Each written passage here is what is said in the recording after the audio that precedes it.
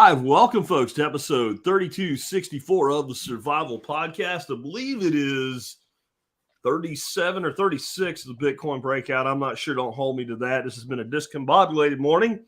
And somehow our guest managed to be here on time anyway, even though I didn't send him to the freaking invite link until about 2 seconds before we're supposed to go live. So, David, man, thanks for being with us today.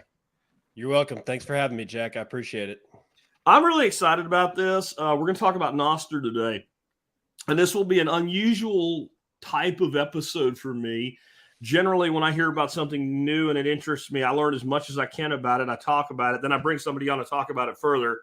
I don't know jack about Nostr, and I kind of did that on purpose because I feel like there's some technical stuff here. And instead of pretending to be ignorant, I figured I would just be ignorant for a change so that I can ask questions that truly are like, I don't get it questions. Instead of feigning that. So this will be kind of fun for me to be completely out of my league here in talking about this. But before we dig into Nostr, can you tell us a little bit about David Bennett, man? Who's David Bennett? What was I know you're a podcaster now, but what was like your professional life in the past, and what led you to Bitcoin and things related to blockchain and things like Nostr? Well, the last job that I had was I was the lead administrator for the Texas Tech University Libraries 3D animation studio, digital media studio, and I did that for 10 years. And the thing about working for the state is that no matter what is going on, you always find yourself with inordinate amounts of time that you're not doing anything, which really sucks. So, while it was actually partially our own fault. We built such a good studio. We had such good equipment. Our licensing for the software was really good. It was a well-oiled machine, man.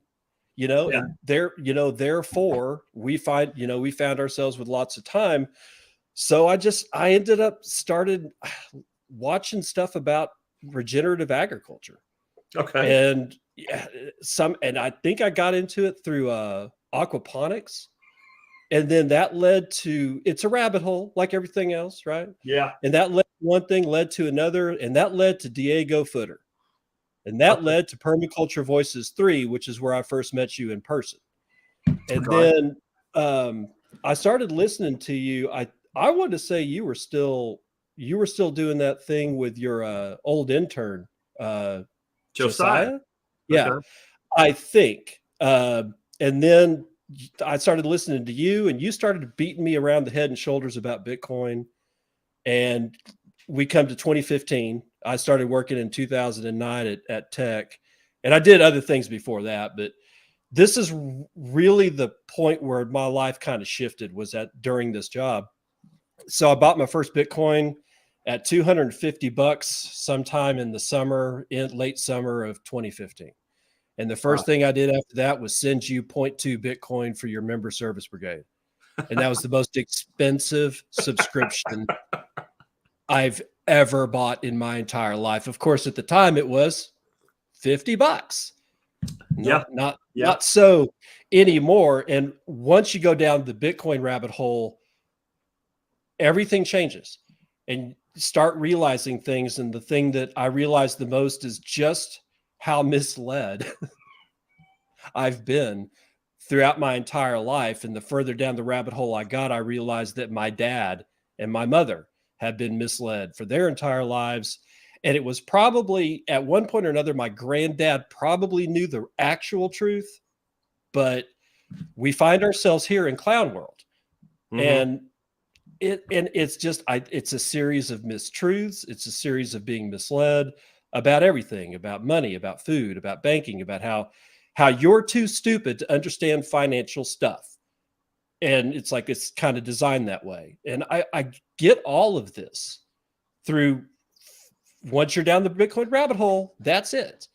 You're done for life. Everything that you left is sort of the only way that I can put it.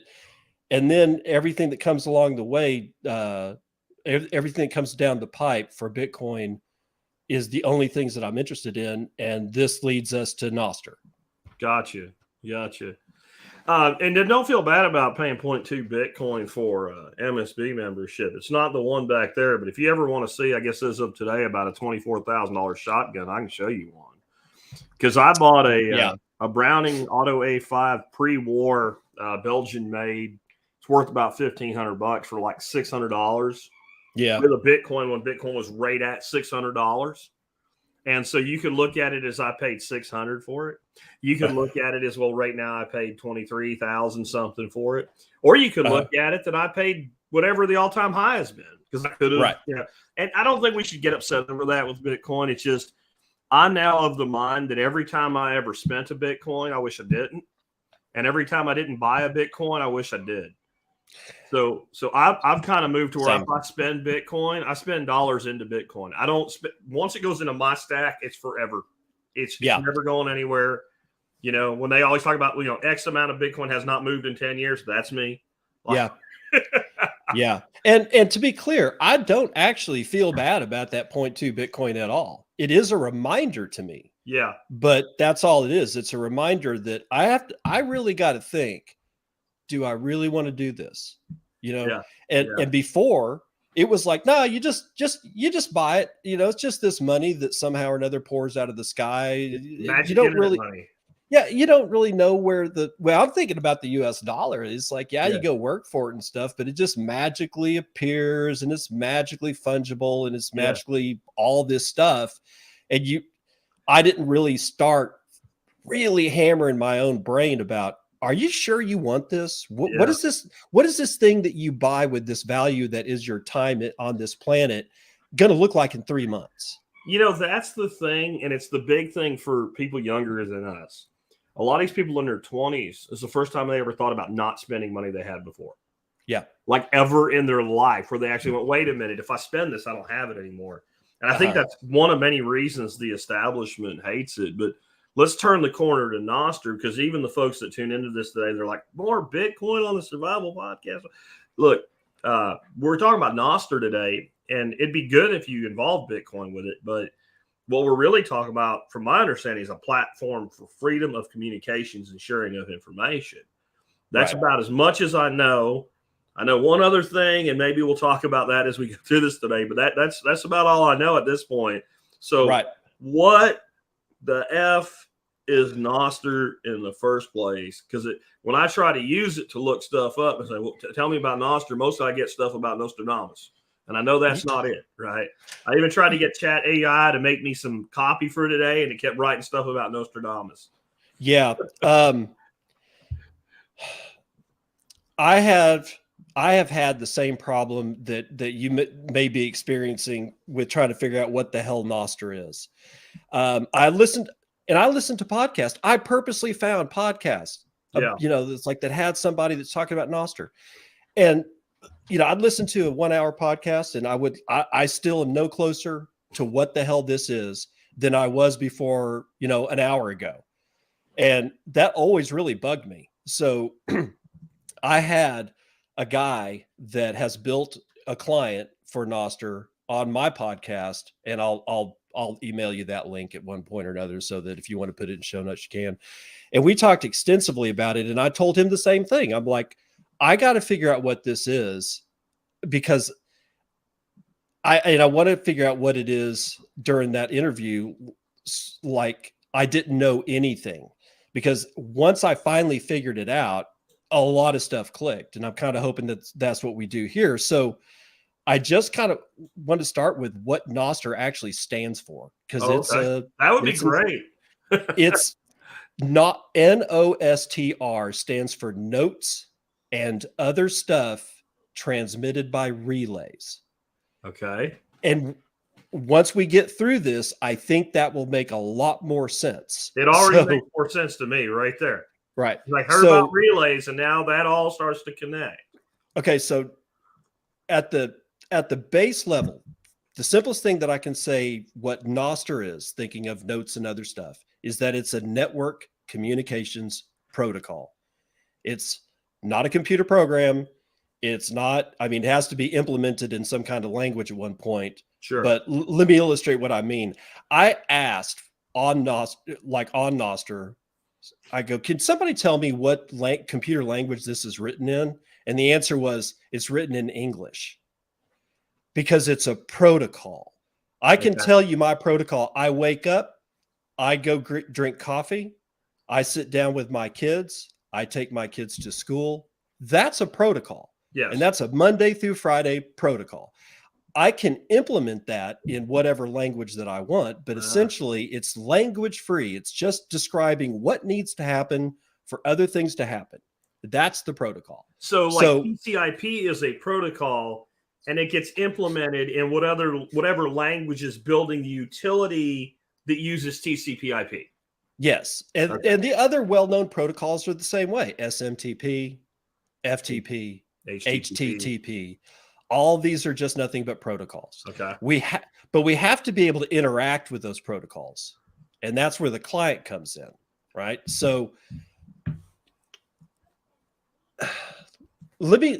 before I even talk about a client, I want to talk about the note part of notes and other stuff transmitted by relays. A note is like, let's say you jump on Twitter and you write a tweet. In Nostr, that's sort of what we call a note. That's all that is. It's just like a piece of text, or maybe I send a link out over the protocol, something like that. That's all a note is. But the note is part of a slightly larger thing in the protocol called an event, and the event is really lightweight. And lightweight is what is absolutely essential, and why I'm so mind blown about this entire protocol in the first place. It weighs almost nothing as far as kilobytes or bytes or megabytes. It's very, very lightweight. So there's only 6 parts of an event that actually have to be satisfied for it to be recognized by the protocol and sent to wherever it's going to be sent to. And that's the ID number of the actual note or the event itself. So that's like, I write 2 notes. One is one ID. The other one has a completely different ID. That's how you keep them separate, right? There's a kind, which is like kind 1 or kind 2 or kind 3. Kind 1 is where you're just sending a simple text. It's just that simple. It's just like, it tells the protocol, okay, you're going to be handling only text. That's a kind 1, right? And then there's a pub key, okay? Just very much like Bitcoin. In fact, it's exactly like Bitcoin. My pub key identifies me. That's how you know it came from me, because it's got my pub key in it. So it's like, oh, well, this came from David. And then there's a timestamp, and then there's the content. Okay. Like, this is going to work, or hijack, or whatever as the text. And then there's tags. There can either be 0 tags, like, I don't know, like a regular tag, like hashtag survival podcast. Okay. Something like that. But the big one that makes everything work is the signature. The signature is your private key. It's the exact same. In fact, it's ECDSA. It's elliptic curve. It's the way Bitcoin keys are generated. When you have a Bitcoin wallet and you generate a private key, it's done the exact same way in Nostr. Because so the public key says I am Jack, and that way anybody can see it and verify it. And my private key lets information be published as Jack. Yes. Okay. And that comes in handy later. We'll talk about it, because things can get a little dicey when we start thinking about it.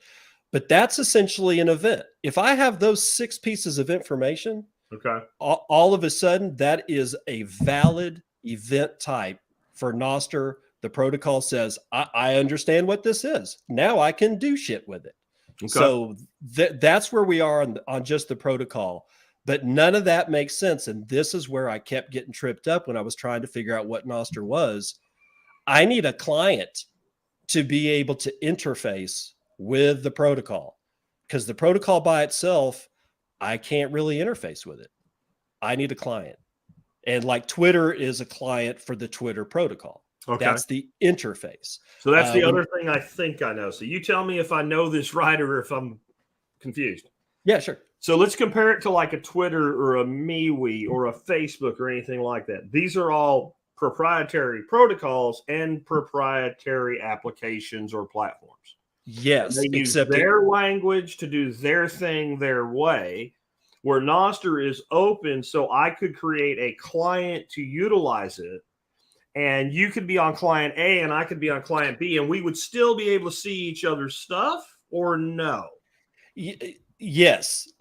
Or maybe. Let's talk about what you just said about the proprietariness of all these things. Is that these are the walled gardens that we're talking about? Instagram, Facebook, Twitter, LinkedIn, YouTube. It's a protocol plus the client, but there's something more insidious, right? The ID that you use to sign in is also proprietary, and it ain't owned by you. It's owned by them.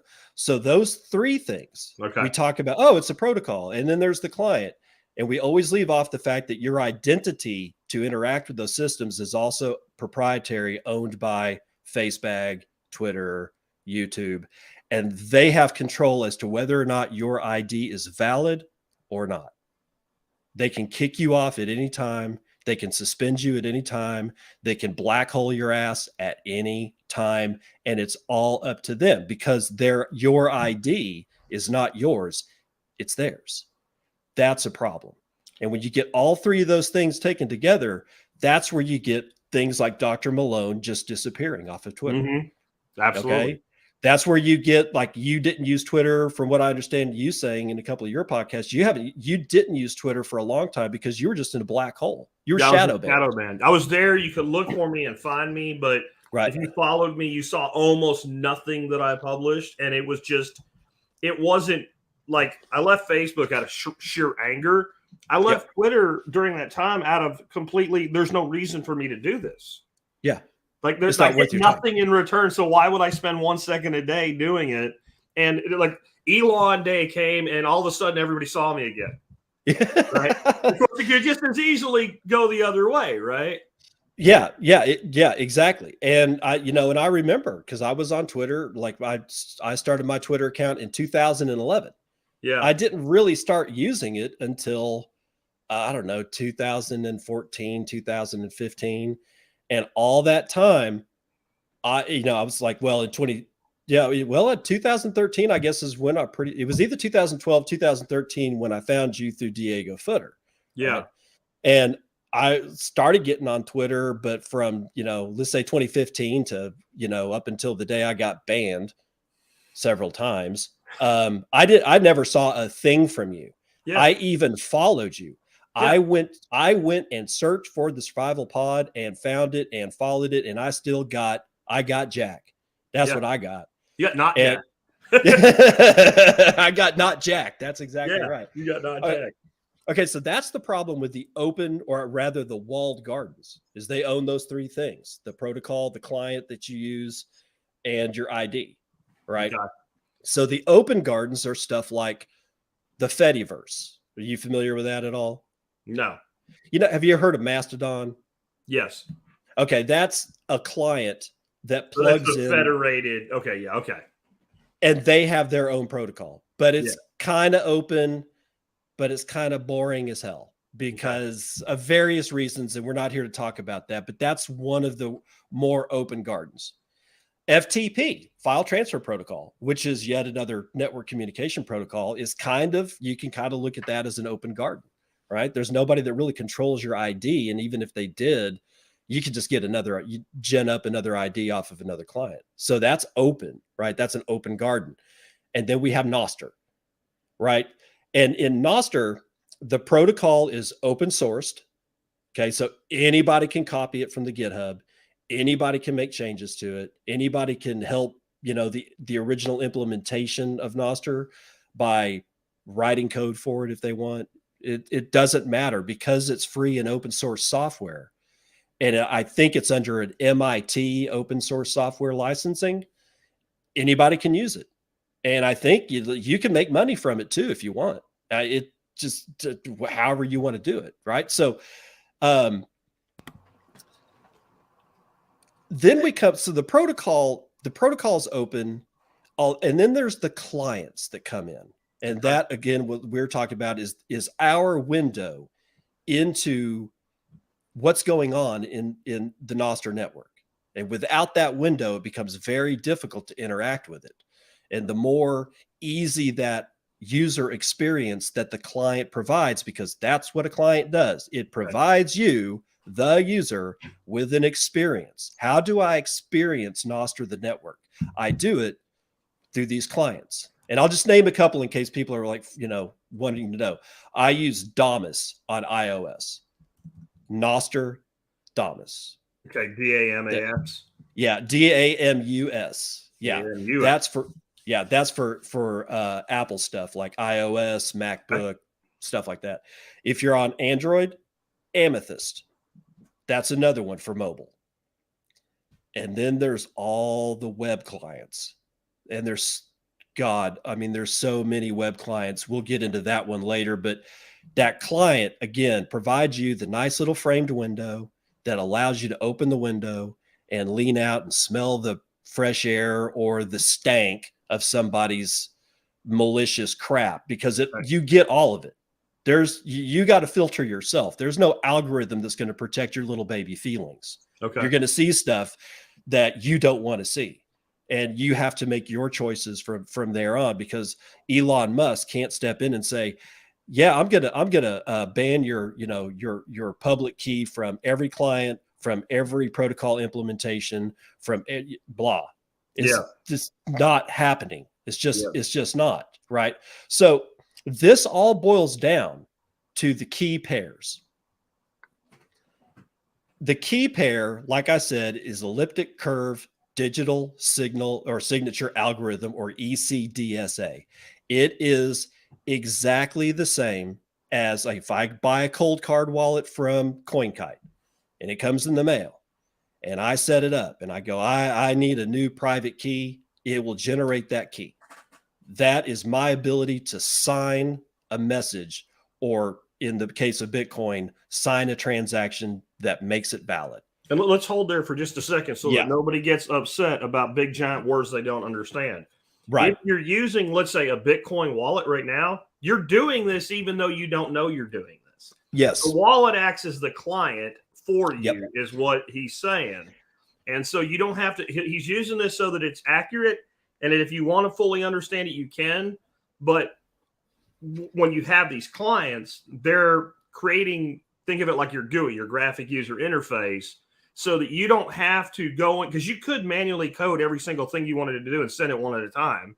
That would be, very few people would do that, and it would suck. So somebody builds a client that automates a lot of this for you, so you don't necessarily, just like most people that send email every day or use the internet every day don't know what TCP/IP is, or they don't know what HTTP is when they're using it. You're using it all the time.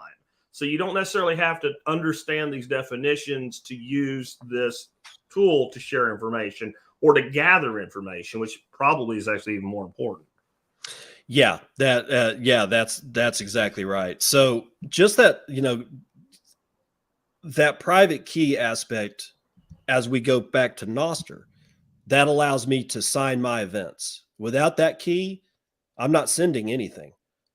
I mean, and if somebody has sent me a direct message in Nostr, since that's end-to-end encrypted, I need my private key to decrypt that direct message. If I don't have my private key, I can't see the direct message. So, and a direct message here is exactly like it is in Twitter, except I'm not sure if Twitter is end-to-end encrypted. I doubt it very seriously. But the public key, you can think of that as your login and your identity, so people can find you. Without that public key, you can't find me on Nostr. I got to actually give it to you. So here's the catch. And I like in the thing that I sent you when I was filling out your form, I think I titled it, WTF is Nostr, and how it works, and sometimes how it doesn't. This is one of the things where you got to understand something about this. So I can so let's say Jack gives me his private key, or no, I mean his public key. Sorry, Okay, don't do that. Don't give me your private key ever. Treat it like a Bitcoin private key. You don't want to do that. Right. Like I email Jack and I say, I'm trying to find you on Nostr. Can you send me your public key through email? Nobody cares. It's a public key. Sure. Right. But with that public key, not only can I find you when I'm logged in with my private keys on some client, right? And I'm fully logged in as me, I can find you and I can follow your account. And then I can go log out and then I can go log back in, this time with your public key. I will never be able to sign an event, but I will see every single person that you follow, every person that follows you, every note that you sent, and all of your followers and I can see everything you see exactly the way you see it, except direct messages. Okay. Because that's end-to-end encrypted, I would have to have your private key to be able to decrypt it. Okay. But think about what that means. I mean, yes, you can do this in a way you can do the same thing in Twitter, but this one it gives me pause, because I'm like, let's say I start following a whole bunch of really demented people that put out really demented stuff, and Jack just plugs my public key in and says, I want to see what David sees when he gets into his client. Oh my God. Yeah. I can't believe he's looking at this. So in a way, that's sort of one of the things that kind of makes, should make people think twice before I'm not bagging on Nostr. I'm just saying that this is the way it is. This is warts and all. And that's a pretty big wart, because what's different there is, if you went to my Twitter account right now, you can see all my followers, but you don't see my feed from my vantage point. You would have to go through one at a time and see who those people were and what they were posting. Yes. So what you are saying is it would be like, I don't want to overstate this. It would be like running a screen capture video of me looking at my feed, except I'm not actually doing anything. Like, it's not like you would see that I was beginning to type a message and got rid of it, but everything that came to me, you would see through my window. Exactly. Huh. So it's one of those be aware things. Yeah. Right. I mean, it's like, if you're like, I don't know, goody two shoes and whatever, who cares? But if you're like let's say it's not even, let's not even say it's nefarious. Let's say that I log in with, I don't know, some Saudi Arabian activist pub keys and find out that this Saudi Arabian activist really hates her government, blah, blah, blah. Well, her government, if they know her public key, can see all that crap. Yeah. So understand that we're at the very base of this protocol. I am absolutely certain that things will come up that will help the user not have that happen, but it ain't there yet. This is like good. So that would be a good reason, unless you're like, see, I'm a public facing brand. It doesn't do me any good to be on there anonymously.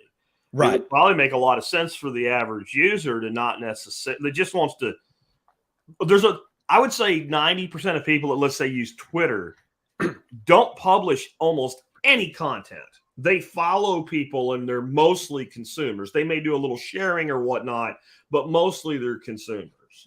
And those people, even on Twitter, I kind of recommend you don't need to necessarily be public about who you are, because you're giving away information. There's kind of like a double-edged sword. Like, if I don't do that, then I get nothing out of it. Right. I'm not really on Twitter to find out that, Coca-Cola released a new formula or something. I really don't care about that. I'm there to promote myself. That's what I do. Right. But most people, that's not why they're there. Nope. They're there to consume and shit post and give journalists hell about, well, I won't say the word, because I guess this is going to YouTube, so I'm not going to say anything that's going to get you beat off. But you speak your mind, and that's what, I'm pretty sure that's what got me kicked off of Twitter. So I'm sure it did. So I think we've covered what a client is. A client Yep. is an app or a web interface that lets us look through the window and lets us connect to other people. So it's also decentralized communication. So let's talk a little bit about what it means, because we throw that word around. And how does Nostr meet the definition of decentralized? Well, that's really more about the relays and how, the Nostr protocol interacts with those and your private and public keys. It's kind of interesting. And this is, I guess, let's see here. I if I'm looking off in the distance, is because I actually wrote down some notes, like for prompts and stuff, to figure out how to talk about this. It's decentralization. It's like, because I've got, what does decentralized communications mean for the world? Let's just say, okay, I got my public key and I'm into Nostr. How the hell do I get your note? Like, when you send something out and I'm following your public key, how do I see it? And this goes back to the whole client protocol ID proprietary system. All that's centralized. They have centralized computers at Twitter. It's fast. And everybody that's following, like if I'm following you and somebody else is following you on Twitter, we'll see the same messages at roughly the same time. And it's all great. Not so on Nostr, because it's not centralized. Mm-hmm. I could, like right now, you have a Start9 unit, right? Yep. Okay. When was the last time you updated the software? A couple of weeks ago. Take a look if they have another update, and like not now, but later on today. Like, because for running my Bitcoin full node, I use my node BTC, and it's running on a Raspberry Pi, and it's right over there.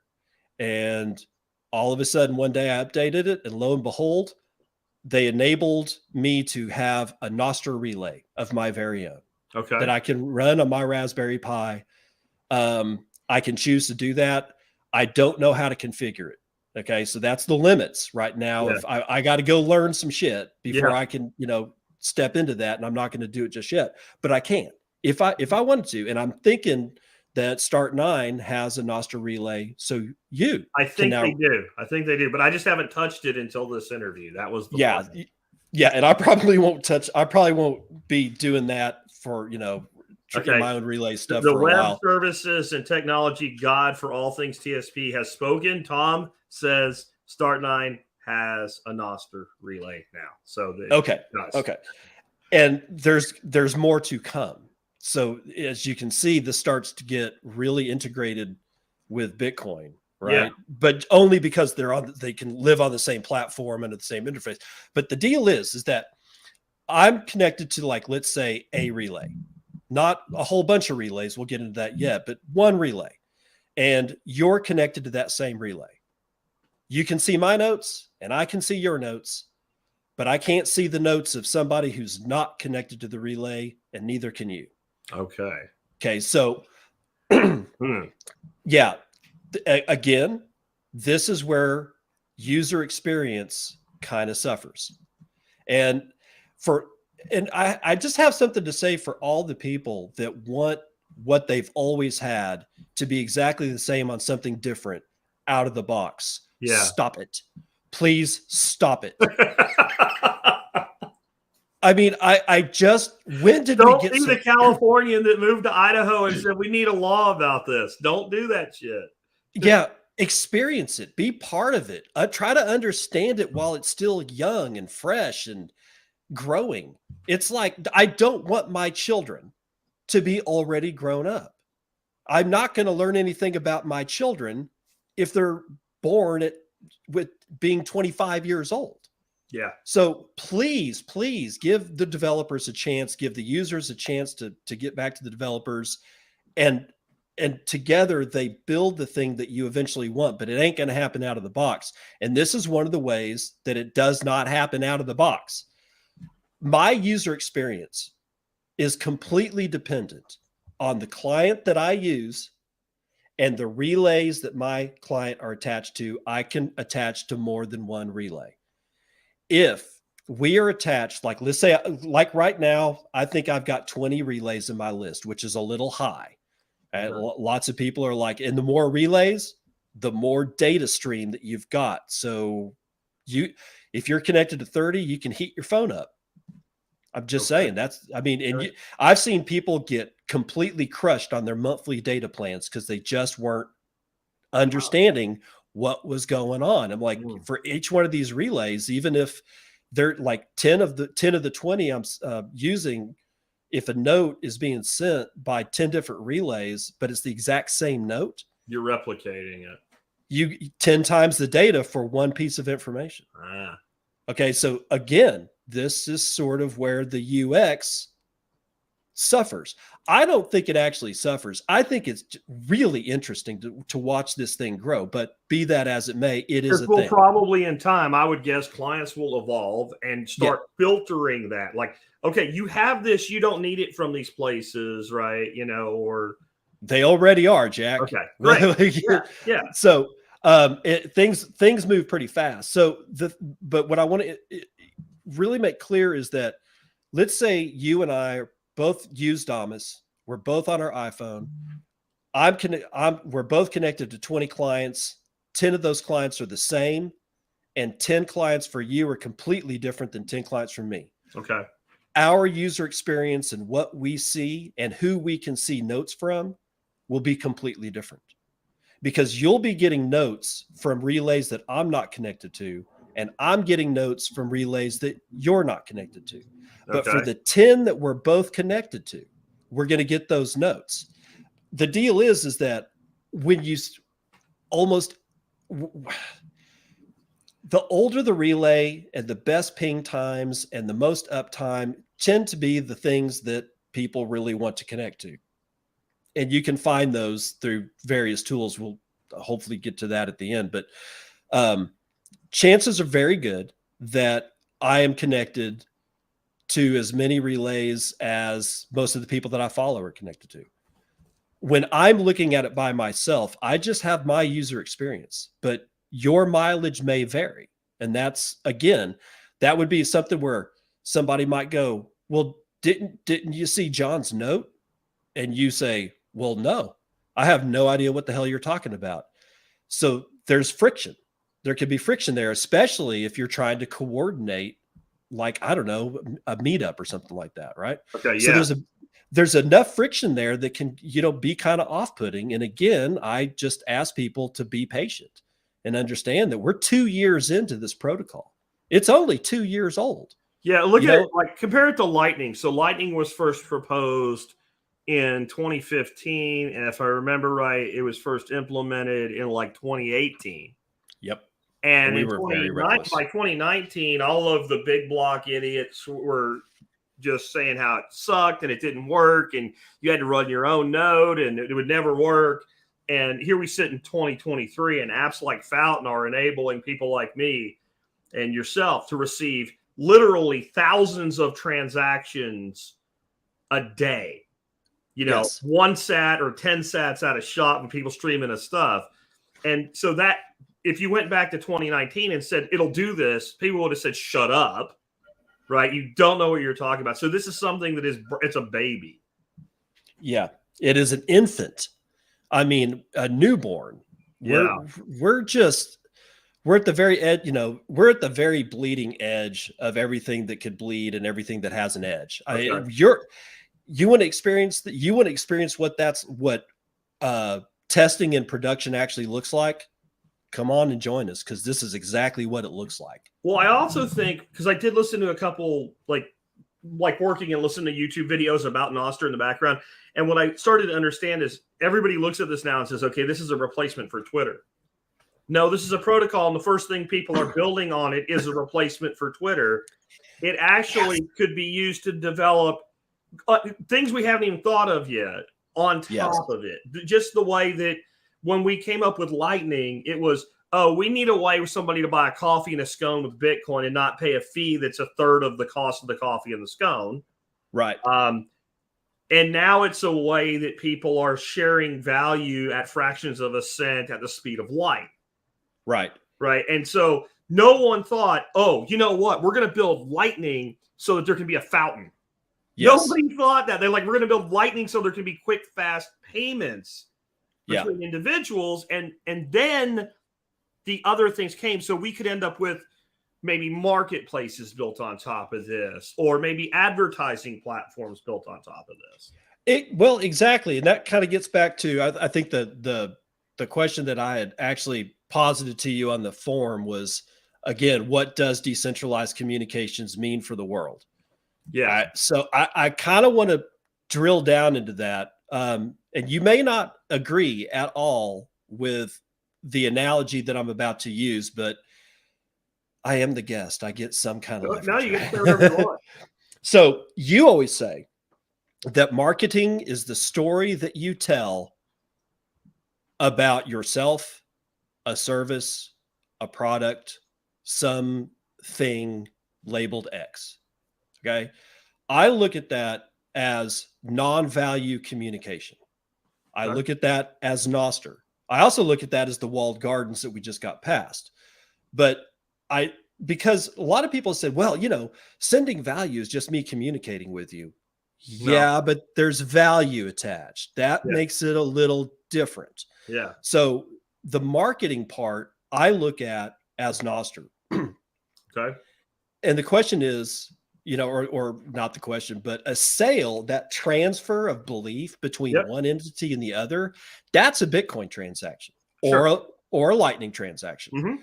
So when you get into is the question about is global communications important for me, for you, protests just get shut down because they turn off Twitter in China. Nobody knows where to go. Nobody knows what time it's going to start. You got the My Pillow guy who just completely got deleted off of everything. So his ability to advertise his product in public is almost nil. And when I announce the daily podcast, when I say, hey, here's what I'm going to talk about, here's a link to it, and I used to throw that up on Twitter. Well, it's never going to be up on Twitter anymore because I'm gone, right? All of the boots on the ground reporting and 3D print files for firearms, being able to send that to you over Nostr, that's not going to be able to be stopped. Yeah. Some relays may decide the relay operator is just, a wussy and decides that they don't want to get into freedom or whatever, but I got other relays that I can do. So that's the non-value communication part. And that's important because if I don't know that My Pillow guy has a pillow for sale, I can't buy it. You can't do the value side. Or in free speech, it's that we always think of free speech as the right to speak. Yes. But it's also the right to hear. And that's kind of the same way of explaining the thing. I have a right to speak, but if your right to hear me speak is impaired, then then as much as it's hurting me, it's also hurting you. Yes. Because you might want to know what I have to say. Yeah, I might want your product. I did want your product. I bought MSB for 0.2 Bitcoin. I would have never been able to do that. Had you not had a platform to say, hey, I got this thing. It costs this. I take this. And here's how you get me that value. Well, and I'm going to go out on a limb based on when you told me you found me. I run a website. You can get my stuff from my site directly, but odds are at that time in the world, you went to Apple Podcasts and found me. Yes. Well, because if I wasn't on Apple Podcasts back then, I wouldn't have what I have today. And that could be taken away from me at any time. Right. Yes, exactly. So what the thing about it is what decentralized communications means to the world is that we had answered one problem of the ability to communicate value to each other, real monetary value through Bitcoin. But now we've got all the non-value stuff. So let me give you an example of, I ran an experiment when I was first on Nostr because we were able to put Lightning invoices directly into the notes. Okay. Right. So what I did is I took it my wife knits. Now she's actually starting to spin her own yarn, but that's another story. Get it? Sorry. Yes. Bad. I love bad jokes. So I took a picture of one of the hats that she knitted. And then I ginned up a 100 Satoshi Lightning invoice, just a regular old fashioned Lightning invoice. I put both of those into a single note. And then at the very top, I said, I'm running an experiment. Somebody please pay me 100 sats to buy this hat. No, you're not actually getting the hat. And then in the Lightning invoice, give me your address. And within seconds, that hat was bought.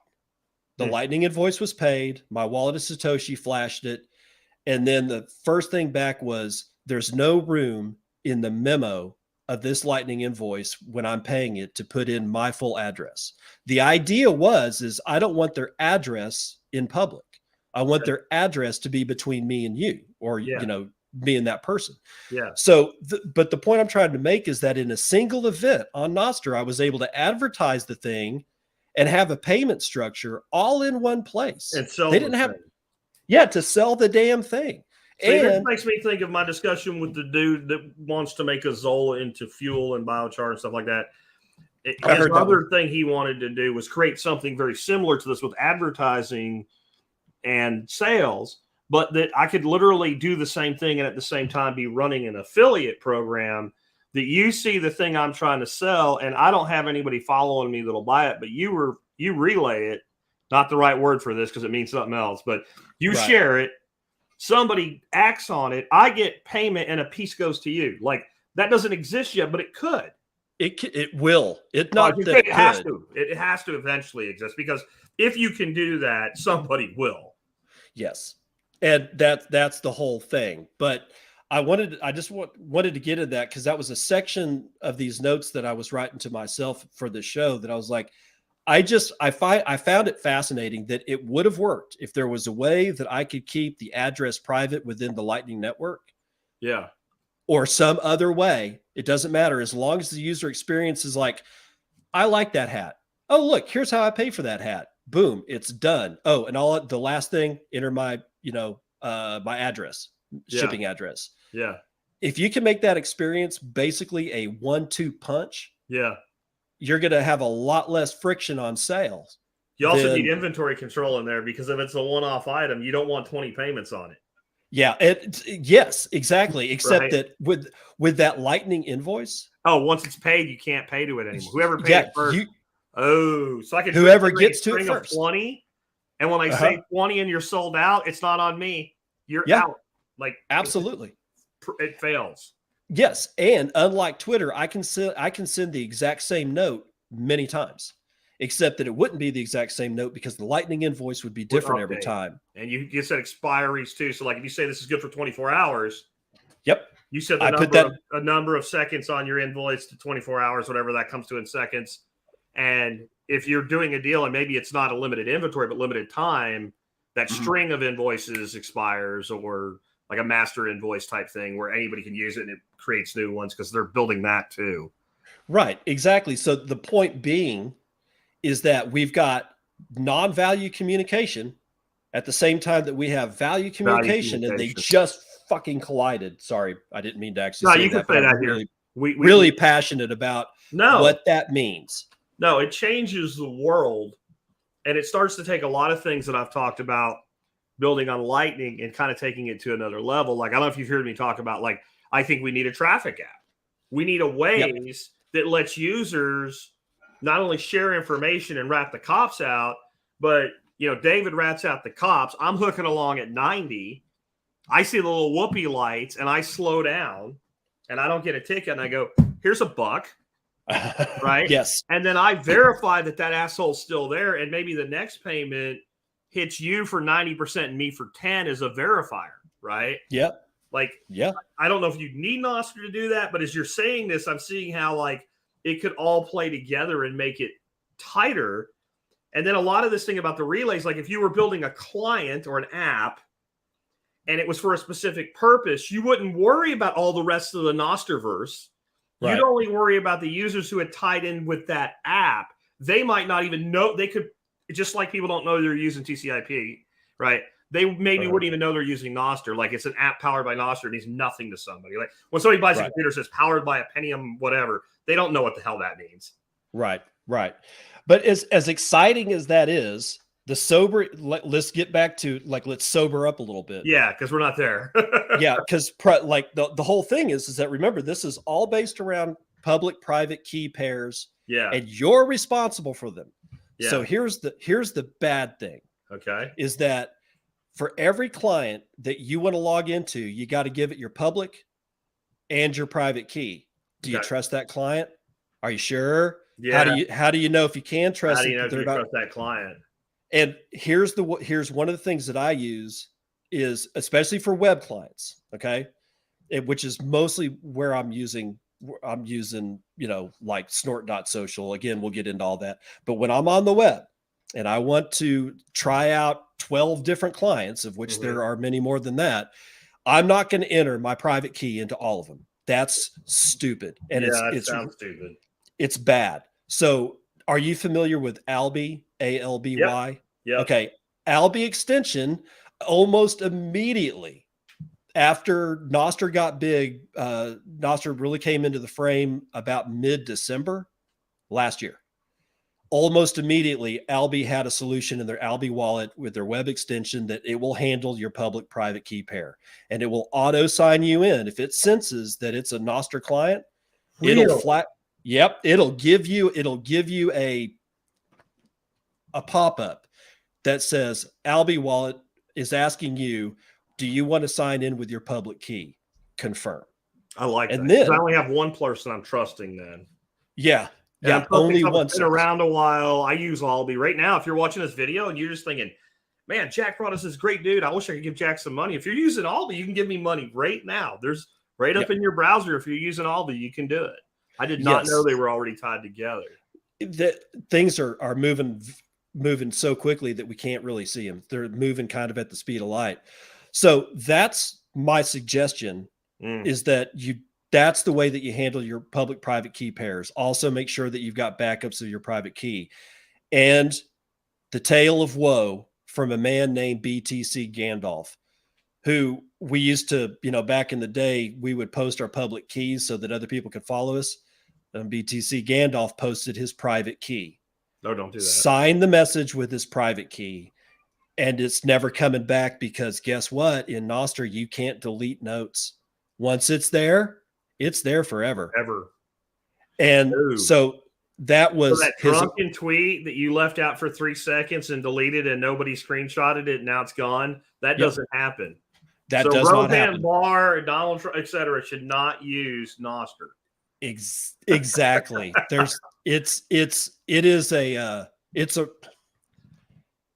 It's like a hardcore hike, like the one you took.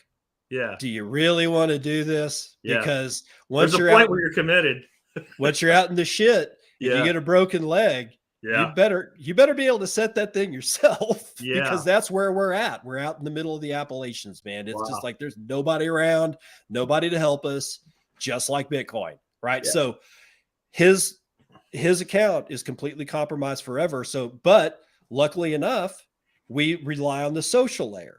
He spins up another set of public key pairs. He's already got a list of, like, he can go back to his original compromised account and refollow all those people and send them a message that says, hey, I screwed up. I put my private key in. And now it's become like a manner of a joke to sign in as BTC Gandalf and just post weird stuff. So that's the bad thing, right? So I was just thinking, the good part is the account just terminates, but it doesn't, because now anybody can put whatever they want on there. It's forever. It's like a Bitcoin wallet address. If I give you a one-time Bitcoin wallet address and say, Jack, it's like, I don't know, I sent you back some of the comfrey that you sent me or something like that. And I go, here's your one-time wallet address, on-chain BTC transaction. Yeah, you're going to pay a fee. Here's the wallet address. Don't use it again. Yeah. I can't stop you from giving me more money on that same address. No, you can't. I can put anything I want on there. Yeah, it is forever, forever, because that's the way Bitcoin works, and it's exactly the way Nostr works. And that's really important to understand, that your private keys, your public key pair, this isn't something that you can just email customer support at 1-800-CRY-HARDER and get fixed. It ain't getting fixed. It's never going to get fixed. I want that number now. What, 1-800? Oh, I use that as my customer. That's my customer service. If you need customer service, no 800 area codes left that use the word cry harder, because I would vanity peg for that and own that number and just put a recording on it, and I would use that, and I would pay the 6 cents per minute inbound, limited to 1 minute a call, just to let people call it when they were bitching at me. Yeah. So it sounds like we can't get rid of stuff. Yeah. But what about third parties? So uncensorable is supposed to mean uncensorable. Could Nostr be stopped? Let's say that the powers that want to be decided we hate this, and we build all this wonderful stuff we're talking about. It's 5 years later. It's mature, like Lightning is now. We got all these people building on top of it. Could someone use vulnerabilities and shut down these relays, or somehow attack the networks and shut it down? Yep. Yeah, you can attack the network, most definitely. So let's just back up and remember that this is a protocol. The Nostr thing is a protocol. Okay. It's implemented in almost every computer language that you can imagine already. Rust, Go, C++, C++, F#, whatever. Whatever, you pick your poison. I guarantee you that there's already an implementation of the Nostr protocol in that. So, and the thing about it is that the Lightning or the Nostr protocol is very lightweight. That's why MyNode BTC and Start9 and Umbrel have all pushed the ability for you to run a relay, because running the relay is one thing, and it's easy, it's cheap, it's super simple. Collecting the data and holding the data for further use is up to you and however many terabytes of a hard drive you want, but that's a separate issue. Okay. So once that protocol, now the protocol's been out in the wild and I can run it on a Raspberry Pi 4, good luck. Yeah. Good luck. Now, surely somebody in your audience is probably a kick-ass network, guy that understands networks at the protocol layer at TCP IP and says, well, he's not right. I will take that. I reserve the right to be wrong. But as far as I can tell from everything else that I've seen, because it's so lightweight and because almost any idiot can run one, again, good luck. More power to you. Test the system. You could easily attack a relay. Yep. But not attack the relays. It's kind of the same thing with Bitcoin, right? Like whack-a-mole. You could go after one miner somehow, I would imagine. You could figure out a way. But good luck shutting down the network. Now, the other side of that is a Bitcoin miner is very incentivized to keep mining. Yes. And a Bitcoin miner has a whole lot of horsepower, just even in one mining rig. And so it takes a lot of, if you had enough computing power to attack the Bitcoin network successfully, then the smartest thing for you to do would be participate in the network. That's kind of what keeps it defensible, that it's so expensive to do that, hey, I want the Bitcoin, right? You talk, you have to put like multiple nations together to do this or something, and then you're doing all the other shit you should be doing. Yes, where this is, the power is anybody can do it, but the weakness, I guess, would be then that there's not a lot of horsepower behind it. Right? That's like it's still whack-a-mole to the infinity. Like way easier to set up a relay than probably a Lightning node. Yeah. Well, that one I don't know. I got a Lightning node. I set that up through MyNode BTC, and I turned on the Nostr relay, and I was like, what do I do? Because there was no interface. I was kind of thinking that when I clicked it after it was on MyNode, the little app button, that there would be like a window that came up, and it's like, nope, you got to interface with this command line interface as far as I can tell. That's where it is right now. Again, I don't need all this stuff out of the box. There is some assembly required, right? And given how much I want to be able to do this is exactly how much I will have to learn to do it. But be that as it may, if I've got at least 2 relays running the Nostr protocol, I got a network. Yeah. I need 2. Yeah. So again, we go back to whack-a-mole. And again, the notes that are being sent, like I hate to say it, but like your tweet being sent, if it's just nothing but text, like a lightning invoice or instructions on what to do somewhere, those notes are so small, it's possible to broadcast and relay that through repeater stations on AM radio. Good luck. I mean, good luck. And of course, that boils down to, well, how tenacious do we want to be? Yeah. Am I really going to go do that? Well, I might. I won't. Somebody today. will, just to prove that you can do it. That's what's going to happen. That's one of those. You and me won't do it, but there'll be two dudes in a garage smoking dope going, you know what we should do? Yeah. I mean, seriously, right? I mean, that's going to happen. Yeah, exactly. So, but here's the thing is that from a protocol standpoint, good luck. Now, from a social layer network, things get a little weird, like spam attacks that never, ever, ever lit up. And we've had them. Mm-hmm. We got one right now. It's called the hell thread, where somebody wrote a note that had like 150 or 250 public keys in it that said something nasty. And now that, like, my notifications, like my messages to me and my notifications on Damus, 100% unusable, because there is nasty stuff all in this thread. It's bad, bad, bad. Before that, there was the dick pic fiasco of early January 2023, where the global feed for like that, all your relays are like getting all the messages and just shoving them into your interface. Yeah. It was just nothing but these dick pics. Same one too. Not a whole bunch of different ones, just the same one from 500 different pub keys. So even the dude that wanted them's like, yo, man, it's the same do something one. different. Do something different. But the point is that really screwed things up. It caused questions to be asked like, how can we stop this? Yeah. Paid relays. We already have them. Like Eden.Nostr. something is like one of the paid relays. I have 6 paid relays and it cleaned up my feed. That's the solution. The market's always a solution. And the market will provide. If you place value in something, somebody will return that value with a product, a service, what have you. So I like that. So there'll eventually be an opportunity to have like relay operators. In fact, it sounds like it already is. Relay operators are making money by providing relays that are clean.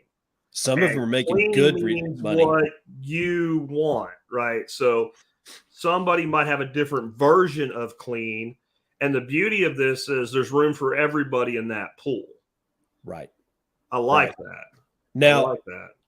ISPs blocking relay IPs.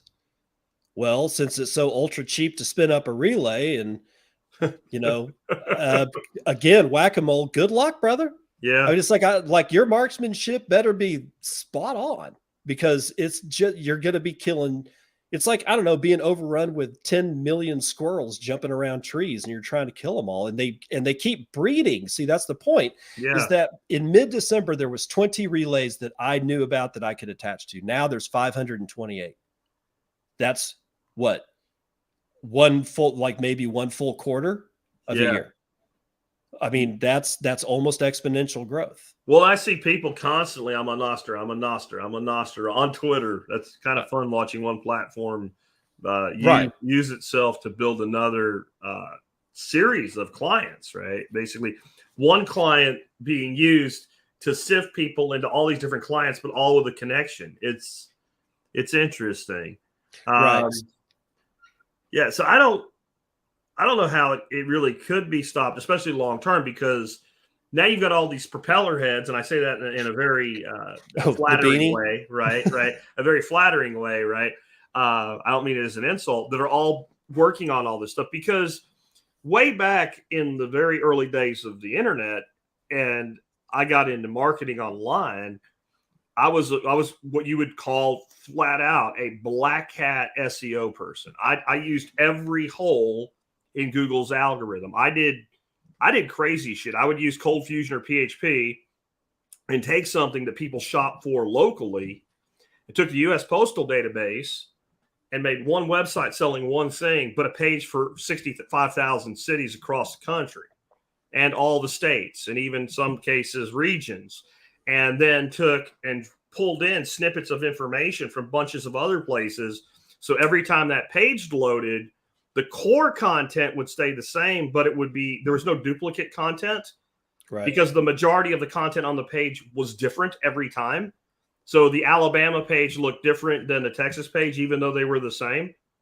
And so I made a lot of money doing shit like that, selling like cable service, phone service, stuff like that people looked for locally.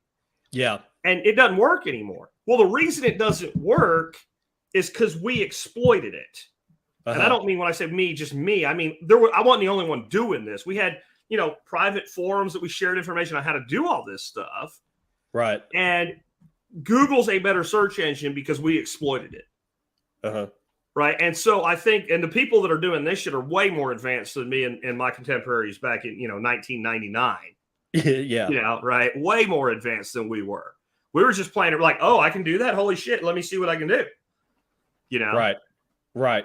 And that, but that was like, you had this interest in it. It was giving you something back. Yeah. So one of the things that the only real thing that kind of every once in a while worries me about Bitcoin is the same thing that worries me about Nostr, is to kill it, apathy. Just so many people, there's so many social medias, yet one more thing to log into and blah, blah, blah. So there's that. And then the market being saturated, but then again, is it really saturated? I mean, you were talking about what it is correct. You made the correct statement that it just so happens that the first thing that we latched onto was recreating the Twitter environment as clients in Nostr. Yep. That was probably, I don't want to say it was dumb. It makes sense. It was easy. And that's what was central on people's minds, is like, because this goes back to I put in my read or your form. This was my second Bitcoin moment, Nostr. Okay. This is important, right? So I got deplatformed from Twitter, not once, not twice, but 5 times. Okay. The last time that I got deplatformed, it was because I put in a new piece of information in my bio that was my old Bitcoin hackers Mastodon or Fediverse address. And they linked that back to my original account that got banned a year ago and said, "You're trying to evade suspension." That was 30 seconds after I hit save on my bio. Yeah. I get an email, "You're done." Yeah. Okay. So at that point, like I get kicked off somewhere mid-November. Within a week, that really drove me to figure out the Nostr thing. And then I'm like, oh, this is why. And this is why it comes up like this. I find my first client. I generate the key pair. I start, I go, I don't know what this is. So I start following people. I get followed by people. I send some messages. I do other stuff. I send DMs. I get a couple of DMs. And then I go, well, wait a minute. What's this other client? So I think one of the first ones that I was playing around with, like Snort or something. And then I went over to Astral.Ninja. Warning on Astral.Ninja, do not use. Okay. It will leak your private keys, which is why I don't like putting private keys into all these clients. So warning. But at the time I was using it. Then I went over to another one, and I can't remember any of these names, right? Iris.to is another one. And there was another one. But when I went to, so I'm on this one client that I get kind of used to, and I do all these things. And then I move to another client, completely different user interface, except for what? All of the people that I followed on the other client was there. Okay. All of the people that followed me were still following me on this new client because it's all part of my public key. Okay, all of the DMs I sent and received, they're all there. Everything was there. Sure. And that's when I realized this is exactly like Bitcoin. No matter what you do to me, no matter what relays get rid of me, no matter what client blacklists my IP, you're not getting rid of my public key. You can't erase it. Try to erase a grain of sand on the beach. You can't destroy the mass any more than you can destroy Once you pull up that public key, once you gin that thing up in that private key, it's there forever because it was already there forever. We just uncovered it. So and how that does was the just person make their get a pub key? Like, so Okay. people do this all the time with Bitcoin and they don't know they've done it. They get a wallet. Yeah. Right. They generate a wallet. It generates immediately a public key and a private key. And then you have multiple addresses that are all secured by that wallet. And they didn't really do it. Right. Like if you go get one of these clients, does that make one for you and then give it to you? Yes. Or do you have, okay. All right. But so I'm listening to this today and I'm like, I'm willing to give this crazy shit a shot. I'm sitting out here in the audience. And what do I freaking do? Because I still don't know what I do. Like one of my favorite clients, I'm going to hold on for a second. Let me get over. I'm going to take this and go over to something that you're not seeing. Nostr Grant, if you want to. With the hell thread that's going on right now, okay, I don't want to subject your audience to that because I can stomach a lot of crap. But we're good. I don't want to do that to your audience. We're good. Nostagram.co. I can go over. It's actually my favorite client for the web. Another one is like snort.social. Snort.social. I'll go over there. Okay. So I can go to settings and I can go to, I can go over to settings when you're not logged in. You can go to settings and it will say, do you want to make a key pair?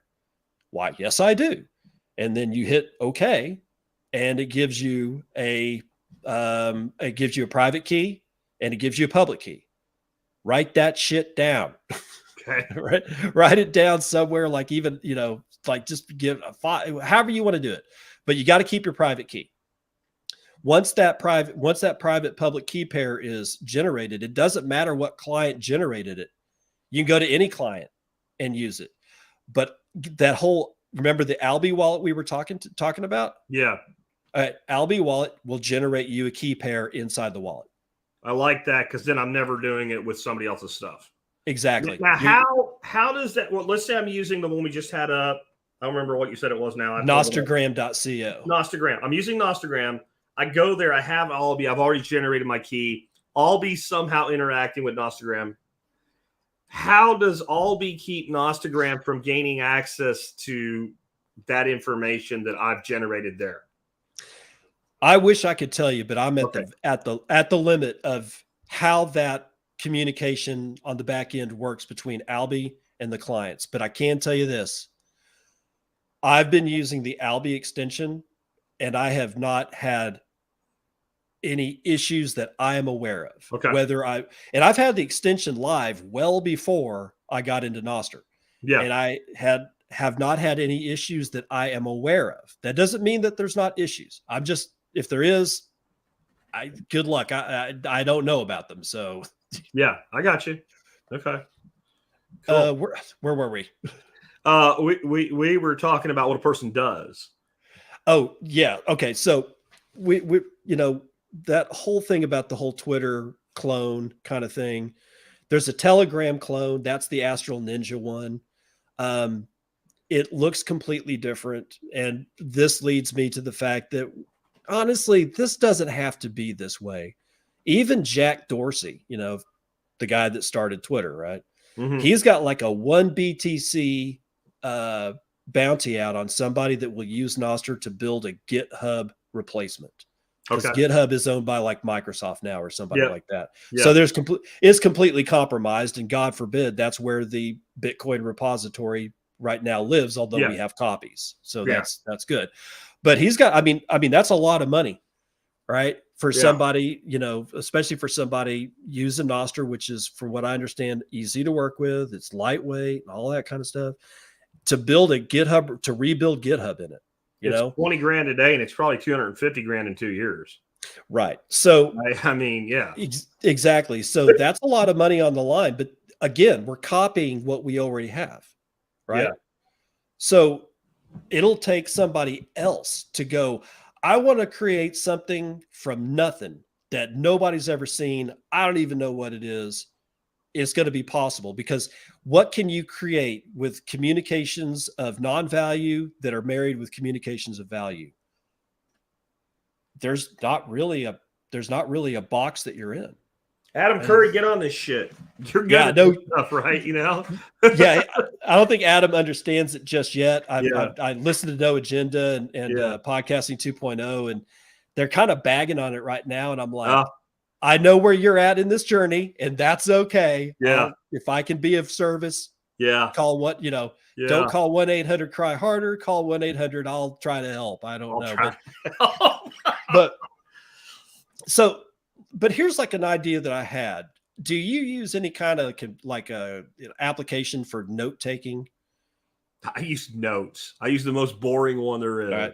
And I use it because it seamlessly integrates between my MacBooks and my phone. And I use it for boring shit, like the 3 things I'm going to get done today, or I'll put my grocery list on it, and I'll tell my wife, if you want to add shit to the list before I get to the store, just open it and add it. It'll be there when I get there. That's all I do with Notes. I'm not meticulous with time management. I just am not. Okay. And I'm not either, but I've found a couple of applications that are really helping me along. This one I do want to show you because it kind of makes sense to show you. So it's Present. Yep. Where am I at? And I would share the tab that you're going to pull up. You should say Present, and it should say Share Screen. Yeah. And then when you hit that, you should see Got it. Tab. Okay, and I'll add it for you. Okay, there you go. All right, this is the notes that I'm working on today, or working off of for today. This is what's called a canvas. But the whole thing this is a note-taking thing called Obsidian. Jesus, you are organized. It looks like a plan to build an atomic bomb or something. But if I go paperclip on the screen here, if you can't see it, folks. Yeah. But if I go over to something that I've been working on, for a while, like let's see, regenerative agriculture books, soil owners manual. This is a write-up I did for soil owners manual, and you say, hey, look, I kind of want that. And this is also what's called a note in Obsidian. Has nothing, absolutely nothing to do, but it's got all this information, like I can backlink to the author, and I've got a whole page for him. And it's not because I built this all. It just started coming up as I started keeping notes. Okay. And you want it. What if I can turn this into a note that Nostr understands and send it directly to your Obsidian app, and you pay me for it?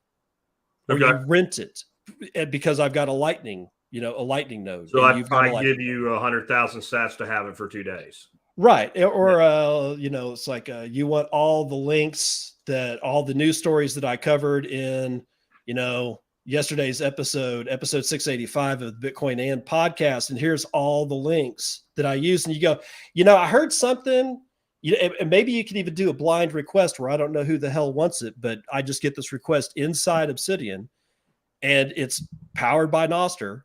And it's a request, and there's like an invoice that if I accept it will give me 100 sats, and they get all of these things.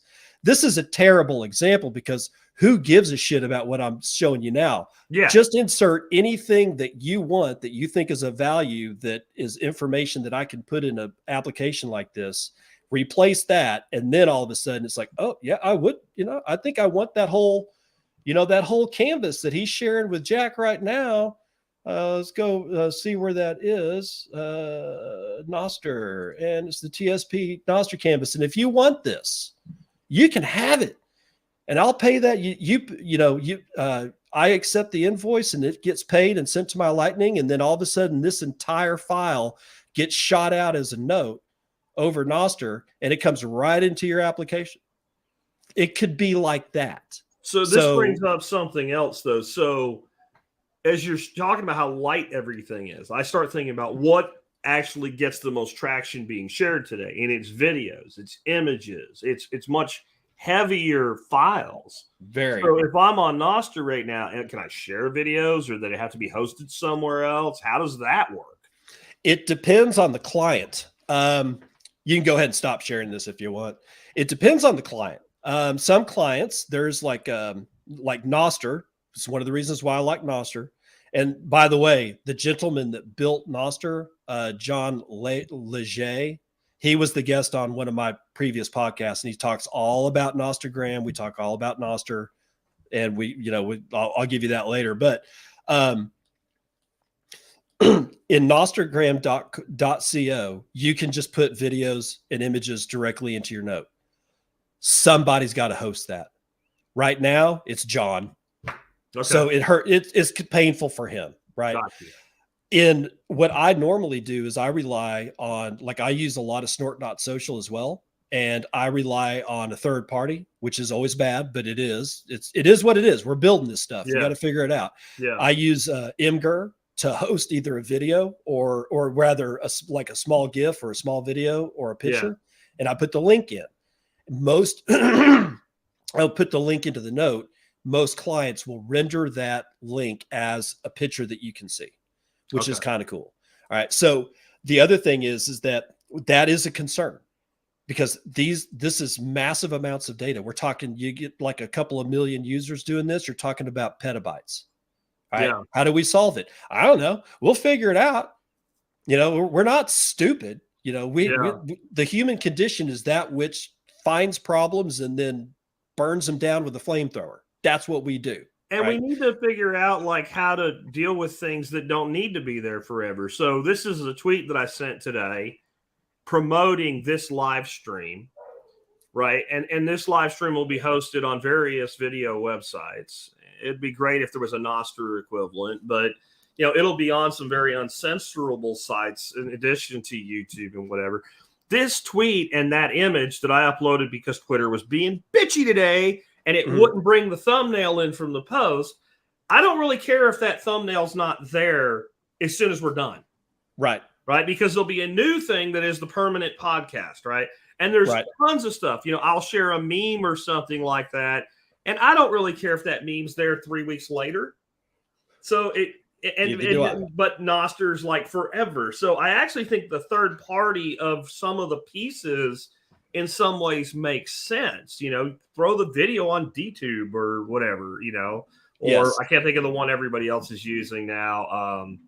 It's the one where all the crazies are like the complete, like even I'm like, whoa, that dude's got he ain't got a tin hat. That dude's got a steel hat, man. He's got I can't think of what it's called now, but it's one of those kind of like buzz tube or something. I don't know. Right. Okay.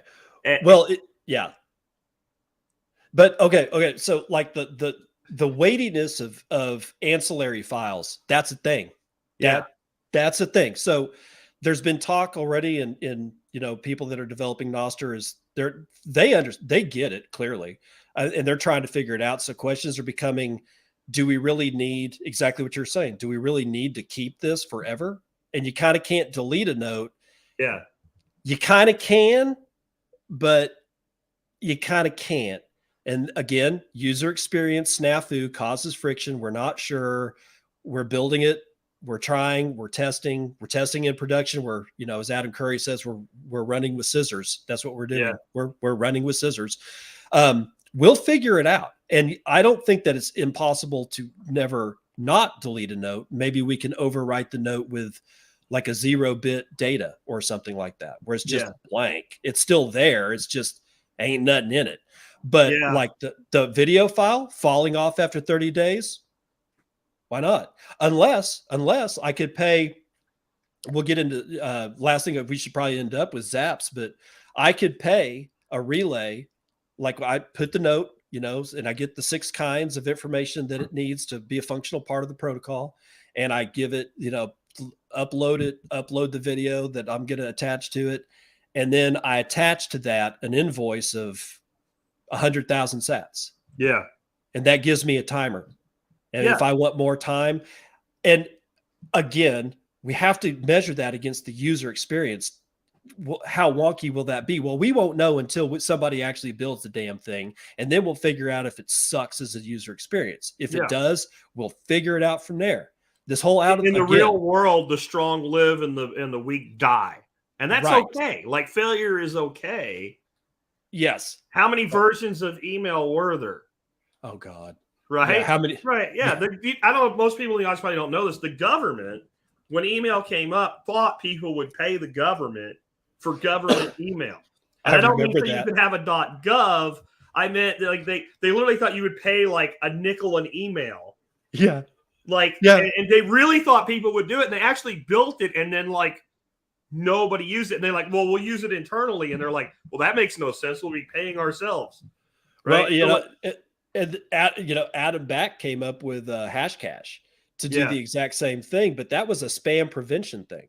Yeah. There's no reason why something like that doesn't work here. I can choose. See, that's the thing, is like I can choose to have a public relay. I might have to put up with dick pics. Okay. I can choose to have a private relay. How much do I want to pay for it? You know, what services does it provide? Does it provide good services? Well, then I'll probably pay for it. Does it just suck and do nothing? Well, I don't really want to pay for it. Okay. But again, this is the wanting the everything out of the box to work exactly the way that you're used to, and the ease of which, the convenience of which you've become accustomed. Stop it. Is there any possible way that we could do something the hard way for freaking once? Yeah. I mean, I know we don't always have to, but is that what does that journey entail? What gifts does it give us on the other side of the learning, because we went through something hard? Yeah. Yeah. I mean, look at blogging, right? Before WordPress, blogging was hard. Yeah. Blogging was hard. Blogging was hard. Now blogging is easy. And now literally anything you want a blog to do, there's a plugin, and that plugin will either throw a little advertisement in there, or you can pay for it, or it's a freemium. Like you get the base layer and they'll give you that for free, because it's software's printing money. Once you've done it, it's done. Right.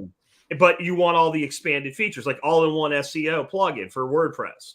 It's free, but do you want everything, or do you want to be able to just put in your basic tags that only change how things display on a search engine? It's up to you. Do you want analysis? Right? You pay for the pieces you want, or you buy a Tesla. You buy a Tesla. The Tesla you buy that won't go 3.2 0 to 60 could. All you got to do is pay for it, and they'll click a button, and what everything that's needed is already there, and you pay for what you want. And I think this will be. It might be the most extensive example of that ever as it matures. Yeah. Because why would it be? Yeah, a complete sandbox that actually does stuff. Yeah. You know, my kids play, you know, like Minecraft. It's a sandbox. Like, yeah, you can't get anything out of it. I mean, spatial recognition, building skills, interfacing with a computer. Yeah, but everything that is in, Minecraft is in Minecraft. It's in the sandbox. It remains there forever and a day. This one's out in the wild, walking around, reaching for things and breaking shit. This is different.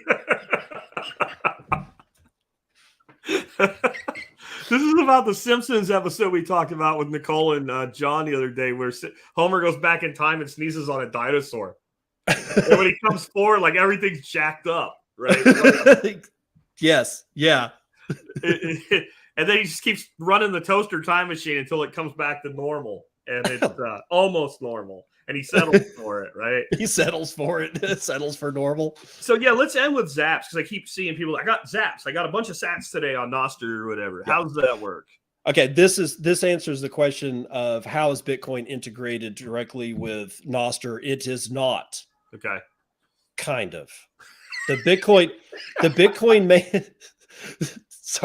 Bitcoin main chain transactions, Nostr doesn't see it. Nostr doesn't understand it. Okay. Maybe one of these days somebody will build something for the protocol that will. I don't know. But right now, However, Zaps, remember we were talking about event of kind 1? Okay. And that's like sort of just text. And the protocol says, oh, I'm going to be sending a text event. So I know how to format it for the relay. And here you go. Zaps is a different kind of event that the protocol understands. Mostly you interact with that. The most of the time that all the time that I'm interacting with it, I'm interacting with Zaps through a client, and the client is relaying the information to the protocol.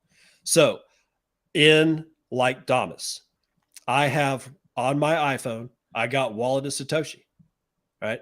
And Damas, at the time, there was way back in the day, last December 17th, we were still posting LN invoices generated from Wallet of Satoshi and a few other ones.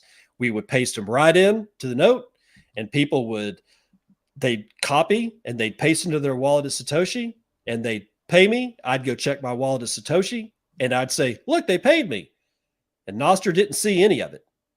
And then all of a sudden I was able to get a Wallet of Satoshi invoice and drop it into Damas, and it would render it as a button with a picture of the invoices. This is a Wallet of Satoshi invoice. Okay. And I would click it and it would take me to Wallet of Satoshi. So we've deleted a step.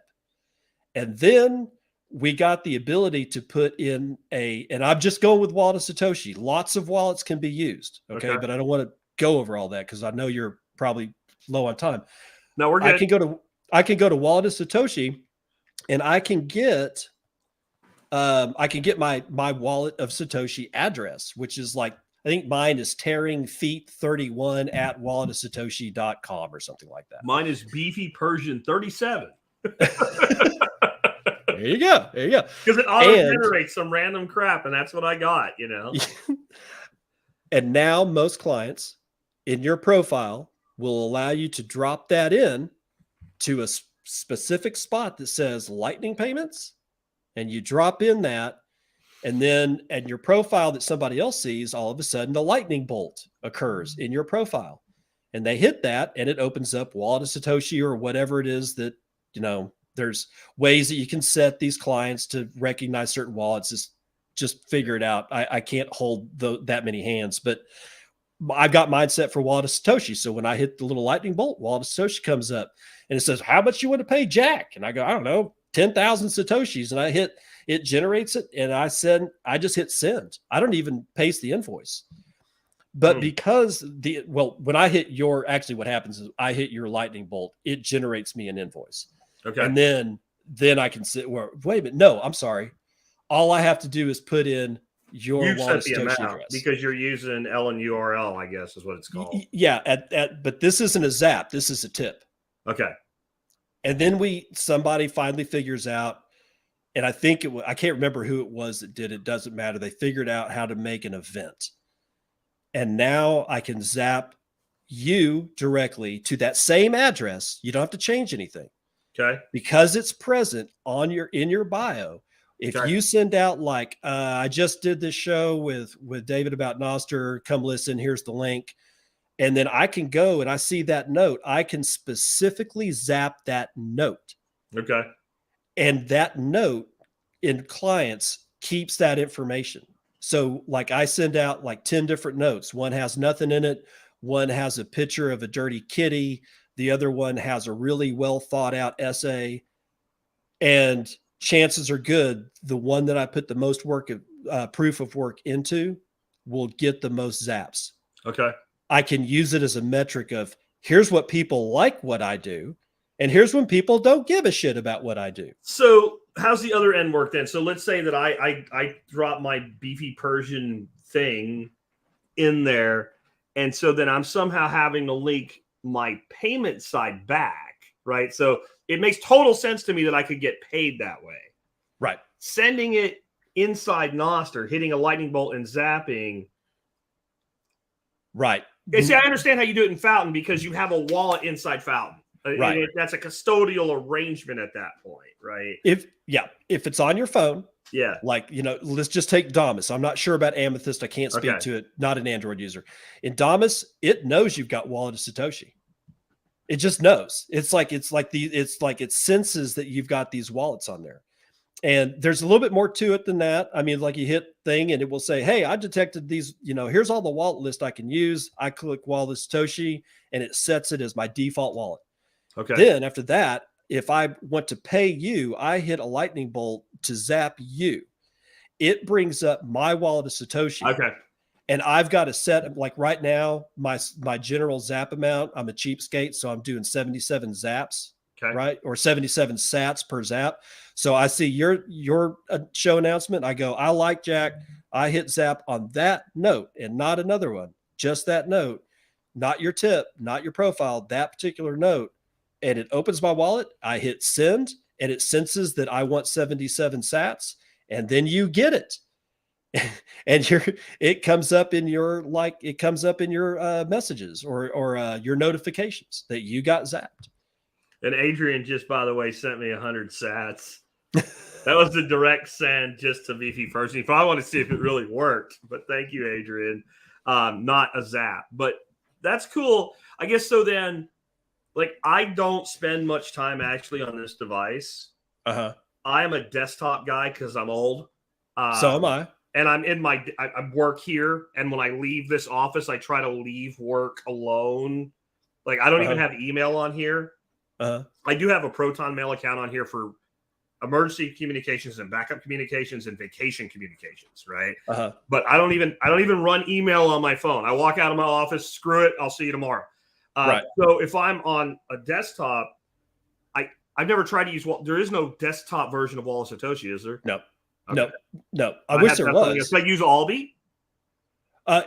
That's where I was going. Okay. That's what I use when I go to snort.social, nostagram.co, iris.to. These are all enabled. I sign into all of them with the Albi extension. So then I'm receiving sats and I'm sending sats from a centralized, and it's the custodial wallet, but who gives a shit, because you're not going to keep $10,000 in there. No, that's just stupid. And the whole thing of you should never use a custodial wallet. I'm like, okay, it's not binary. There's shades of gray. At what point am I uncomfortable with keeping, what amount am I uncomfortable with keeping on a custodial wallet? I will call you on the phone and I will tell you when I'm uncomfortable. Otherwise, it is none of your damn business. Yeah. Okay, I look at it this way. Would I put the bills, if they were cash, in my front pocket and walk around with them? If I would do that, I'm comfortable with it in Wallet, Satoshi, Blue Wallet, whatever. If I wouldn't, then it's either, I use for my Lightning node, I use Zeus. So I do have a mobile interface to my node with the Zeus wallet, and I'm very comfortable with that, even though there's some, Lightning. I have some liquidity out there for my node, right? And that's still not that much money. The vast majority of my Bitcoin is held on a hardware wallet, right? And that's a total, like, those are different worlds. If you're worried about losing $50, I can't help you. I don't know what to say, man. How do you put your socks on and go out the door if you can't handle that? Yeah, and you can always call 1-800-CRY-HARDER for customer support. There's probably people calling that right now, and who knows who they're getting.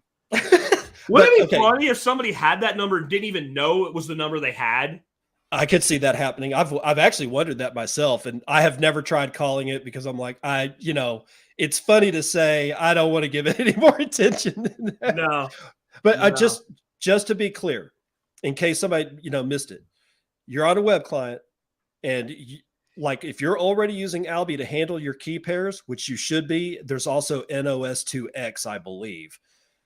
When you hit a zap or you want to tip somebody, that web client knows about Albi, and it says, hey, Albi, can you open up the wallet? I got to make a transaction here. Okay. And pop-ups will come up, and you can hit, you can either put in the amount there, or depending on the client, you might have put in the amount you want to zap inside the client. Then it tells Albi. Either way, Albi will give you the ability to say, yeah, I really do want to send this, or, oh, I made a mistake. I didn't mean to actually hit the lightning bolt button and just cancel. So that's how you do it on, at least on Windows, Microsoft based, operating systems. Oh shit, I meant 10,000 sats, not 100, right? Exactly. You get a chance to back out of any transaction, whether it's on, I'm using Damus and iOS, or I'm using, Windows, and I really shouldn't be, but I do. I admit it. I'm going to catch hell for that. It just works.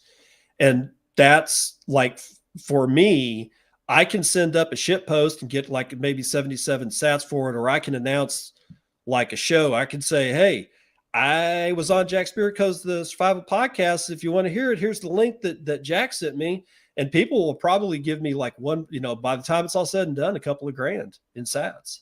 Okay. And it goes right into, okay. Let me be clear about this one though. since I put tearing, like I no longer use tearing feet 31 at Wallet of Satoshi for my receive. Yeah. Okay. So no, you can. It'll just Okay. go to my Wallet of Satoshi because I really like the guys over at Stacker.news. It's sort of like a Reddit. It's lightning empowered. It's built by Bitcoiners out of Austin, Texas. I love these guys. I always will love these guys. I'm shilling it on air. It's unruly and probably unwelcome, but no, it's fine. I'm able to take their wallet that they give me. I can give them that. I now give Nostr or like my client that address. Okay. And now all my zaps go to Stacker News. If I wanted to change to somewhere, it went somewhere else. Like let's say you gave me your wallet address. And for some reason or another, I was feeling like I'm a generous God and wanted to put your address into where, you know, into my profile for your wallet, then it's going to go to you. Interesting. It's amazing. But there was another point that was probably important, but maybe it wasn't because I forgot it, but there it is. Yeah. Yeah. Okay. I think that's interesting too, though, because like if I could do that temporarily. So if I had somebody that I found something going on in their life and I knew their place to connect to, I could share their information and you could verify when you were sending it that like all contributions go to this person for this day. Yeah. That's kind of interesting, right? Yeah. Yeah. And there's a verification process for people that just, you know, have to have it. It verifies you that it's like extra verification, like a blue check on Twitter called NIP. Nostr Improvement Possibilities is what NIP stands for. Okay. So it's like a zip. Yeah, exactly. It's NIP 05. And I use nostrplebs.com, but here's the deal. You have your own website, Jack. Yeah. You are an administrator of that website. You can put information from Nostr into your .well known. Yeah. And it will, and I don't know how to do that. There's people on Nostr you can ask on exactly how to do that. And then you can take what's generated from that and put it into your profile. And it will say this account will basically, it says verified. But since I know that it, like I could, like for instance, the Beef Initiative, I got him a private key, got a public key, got him like a Nostr plebs. I did that. I had to tell people and announce I'm doing this because Slim is overseas. He ain't got time for this shit, but he needs a presence. Yeah. But that's not really verified because I ain't Beef Initiative, right? I got you. But when you do it on your website, I'm pretty damn sure you're the only one that could actually put that information in on my site. Correct. And there's another layer of, pretty sure this is Jack. Yeah. Yeah. I'm wondering if, because I've been trying to get these guys on the air and I need to play with their browser more, but the Impervious browser, it just seemed like this is a natural fit to like seamlessly integrate into Impervious. Oh, how are you liking that? Because I'm so busy. Yeah. That I haven't like actually started using it daily. I'll play with it. And then I'm like, all my shit's set up in Brave and I go back to Brave and I need to play with that more because it seems like they built a browser so that it was designed for all of these things, including the thing that you and I will be talking about 2 years from now that has nothing to do with Nostr, right? Yeah. Like it's designed for that is how it seems to me anyway. Yeah. Let's take a couple real quick questions and I'll let you go. K-Bonk said, so what could be the ideal application? I don't know. We kind of threw some ideas out there. I mean, maybe a fully integrated browser. Maybe that is the ideal. Yeah. Or live garage sales. Ooh. Take a picture of the item. It's like, I'm running a garage sale and this hasn't sold yet. Take a picture of it, like put it on Nostr with a lightning invoice and see if you can get rid of it. No, wait, check this out. So there's all these people flipping shit and they go to these thrift shops and stuff. And they pick out the things they know will sell. They buy them, they bring them home, and they put them up for sale. And they don't leave them at the thrift store because you put it up for sale, it's not there. You're screwed when you go back and somebody else went and got it. But what if you could, you walk around in a Goodwill store like, oh, I think this is pretty cool. and then like you just carry it around like you're going to buy it, and if somebody buys it, you put it in the basket so that you're selling it in real freaking time. So like I've got my own. That's a great idea. Secret shoppers, or not. That's not the right word for it. My own, like, because there's people out there that buy ridiculous amounts of bullshit. I think they're stupid, but they want their shit, and there's no reason they shouldn't have it. But like, if I was out there and I'd be like, well, I got this really cool mug. I don't know what it is, right? It's got the Bitcoin Val logo on it, and it ends up in a Goodwill because somebody got rid of it, and they scan that, and somebody in my audience, and let's say we discontinue that from the shop, is like, I want that thing, and I'll pay X for it. You could even have it run like a real-time eBay. Yep. Right? So like starting bid is 10,000 sats, and the auction runs for the next 30 minutes. That's as long as I'm going to be here. Yep. And I'm walking out the door in 30 minutes, and if nobody meets the reserve, I'm putting it back on the shelf. And if somebody is the highest bidder, we'll close, I'll take payment, and I'll pay for it at the register. And then we need some kind of reputation management to go with that. So, you know, I'm not closing you over. So you can see in my profile that I have successfully retrieved 400 items and shipped them. So like, okay, I'll buy, like eBay has, like I'll buy from Jack. He's a power seller on Nostradamus thrift shit or whatever it is. That would be a cool app, right? Yeah. Yeah. And the reputation could be handled like an event kind, you know, and you could also, so then it goes the other way. Now I'm the collector and I'm like, what I really need is, and here's my bounty for finding it. There you go. Right? Here's my bounty. I can't find it online. Surely somewhere it's at somebody's garage sale, estate sale, whatever. I have an open bounty on this thing. The first person that claims it gets 500,000 sats or whatever it is, you know, at the time. Right. See, and that's where we're creating something that doesn't exist. Exactly. We're not copying. So I think the answer to the ideal application is something that doesn't exist yet.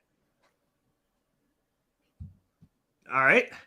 Nick, there's blogs, there's the potential for RSS feeds, there's the potential for file sharing is pretty wild. RSS feeds are already there. There are whole bots that are pub key, private key paired, that all they do is monitor a single RSS feed and then blast it out over Nostr. So I could hook up my blog feed. Yep.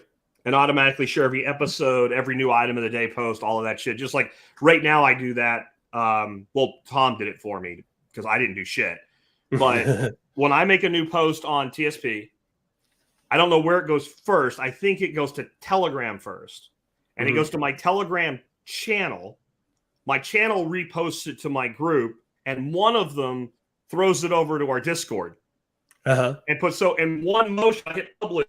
It's Telegram group, Telegram channel, Discord, and to its proper category on our Discord. Right. So you could do the same thing with Nostr, right? And broadcast that way into whatever feed you attached it to. Yeah, and blogs and file sharing. Well, we already talked about that GitHub thing that Jack wants to give somebody a, you know, and we talked about the Obsidian thing, but yeah, blogs are all of it. Real quick on this one, Adrian says, how do you link Lightning to Amethyst if it was not covered already? Can't zap without this. I don't know. Because I'm not an Android user, so okay. I can't speak to, I mean, that's just, you know, unethical for me to speak to something that I don't know anything about. Keep bumping on it. You'll figure it out. So you want to tell people about your podcast? Oh, yeah. The Bitcoin and podcast. You can find it Bitcoin and space dot, which is terrible, but it's supposed to be about Bitcoin and other things. Right. Other things exist. I'm on Fountain. I heavily use Podcasting 2.0. My name is David Bennett. I do the show. It's a Bitcoin news show almost every day. I didn't do one today because I'm meeting with you. But if you want to figure out what the hell's going on in Bitcoin, I will read you the articles. Like Guy Swan does these big long ones that are like essays and stuff. Yeah. I needed somebody to tell me what the hell was going on with Jerome. What did Jerome Powell say today? And how did it affect Bitcoin? And it's not, I mean, I do commentary on it, but I'm reading word for word, like 8 to 10 articles that are relevant to Bitcoin. I try to stay as far away from shitcoinery as I can, but sometimes you got to talk about it because it comes in. Yeah. And I give you a little market update in the middle of it. I try not to jack around too much, but I do make commentary, and people have been liking it. So Cool. I've been doing it for I'm getting into my 5th year, and that's awesome. That's awesome. Well, you are the one that told me about podcasting 2.0. Yay! He finally recognized me. Yeah, you're the reason I did it. I've said it before.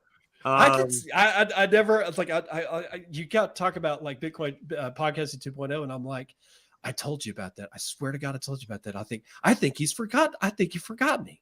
Well, you told me about it was so long ago. It was kind of like Nostr. There was all this crap you had to do and stuff. And then I had Adam on, and he's like, "Oh no, just get Breeze." And it was like it already existed, but I didn't know about it. And like the next day, somebody told me about Fountain. And then I didn't do anything with that. And we set it up using some kind of Discord bot. And then when I got on Fountain, I'm like, wait a minute. Like then it really made sense. And I think a lot of this stuff that we're talking about today, it will be the apps that use the protocol that will open it to the masses. But that's why you get involved now. Build your history now. Yeah, yeah, exactly. Crap now, because I got on Fountain in August last year, and I made the top 10 list on Fountain for the year for supported shows. I think I was number 7 for the year, and I'm like, well, I should have got my ass on there in January. And that would have made a lot more sense, right? Again, we're all running with scissors around here. Yeah, we're all in dangerous territory. But if you want to get an update, generally speaking, Monday through Friday, you go to Bitcoin, and I will read you the news, and I read it verbatim so that you can make your own decision about whether or not my commentary is valid for you. Sure. But I just kind of want to leave this off with this last thing, is that where does this all lead us? You're going to end up with 195 pissed off governments. You're going to end up with 195 citizenries that are rediscovering their birthright, their future, their freedoms.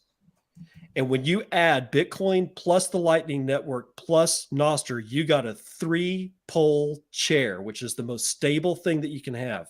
We've been waiting on Nostr for that last little bit, that last push over the cliff. And that last push over the cliff is it's not going to be bright and cheery and filled with rainbows and, farting unicorns. Yeah. There may be blood, and I don't want to end it on a doomer note, but all of this is important. And when things are important, they have a tendency to have consequences. This is going to have consequences. So there's no such thing as a bloodless revolution. All you get to choose is maybe how much blood and what kind. Exactly. Right. So that's where I'll leave it. This is they said the revolution won't be televised. However, it shall be broadcasted.